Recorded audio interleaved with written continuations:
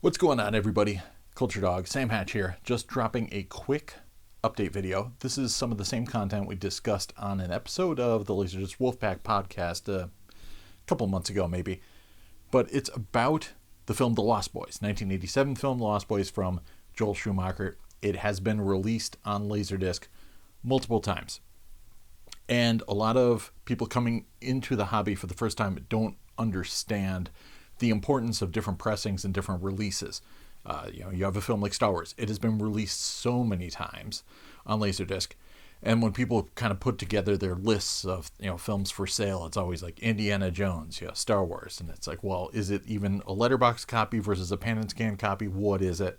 And then beyond that, which pressing? Sometimes there's like a late 90s pressing that's more valuable, or a DTS version, etc. So this film in particular gets a lot of play in LaserDisc Forever, and we get a lot of pushback whenever it comes up for sale, and it's got a high price point because Lost Boys. Everybody's got a copy of Lost Boys in their collection.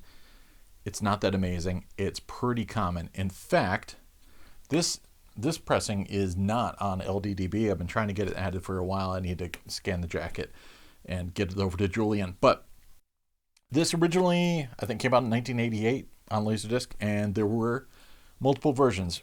Warner Brothers was famous for its silver stripe graphics, and they did silver stripe covers for this variant for the letterboxed and the pan and scan version of the film. And then they also did full cover versions like this one for the letterbox and the pan and scan versions, and only 3 of those 4 are on LDDB right now. This is number 11748, and as you can tell on the back, there's nothing about widescreen on here. This is the pan and scan version with the full image on the cover.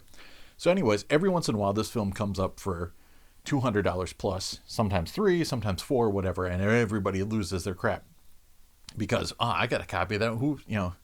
Lost Boys, it's so common. But there's a difference between this pressing and this pressing. Not only is this a widescreen reissue from the late 90s, what is this, 1998. So this is a late 90s reissue. It's widescreen, and the earlier widescreen versions are a little bit recomposed. It's like, 2-to-1 or something like that instead of 2.35-to-1. This one is in the proper aspect ratio. This is essentially the same thing as the original Snapper DVD release that came out, but in LaserDisc form. So that also means that it gets an upgraded, if you want to call it that, AC3 Dolby Digital soundtrack on here. So this is I don't want to call it stealth widescreen because it says widescreen right there, but it's the stealth AC3 reissue of Lost Boys. So every time it comes up and someone says, I got a copy of that in my collection, I'll sell it to you for $10. No, you have a copy of this or one of the variants with the silver stripes, etc. You don't have this. So how do you tell them apart? They're very different, actually, despite having the same kind of poster art. This one is far more zoomed in. It's got the tagline up at the top, and then it's got the Lost Boys logo dead center and large. This one, the Lost Boys logo, is smaller and off to the side, and Sleep All Day, Party All Night is down there at the bottom. This has all the quotes. There are no quotes on this, and this one's got a white LaserDisc logo, no widescreen. This one's got a red LaserDisc logo and a red widescreen logo. So they're very different. And again, you can see this one is more zoomed out than this one. So 2 very different pressings. The back is very different as well. This is the AC3 over here. This is the old school on the right. The AC3 is spine number 16071. So they do look fairly similar on the spines. I'll try and get a close-up insert shot of that, but there you go. Lost Boys. So the reason everyone's freaking out for this one is because it's the AC3 Dolby Digital reissue from 1998. So it's a little bit of a newer transfer as well. It's a little bit sharper.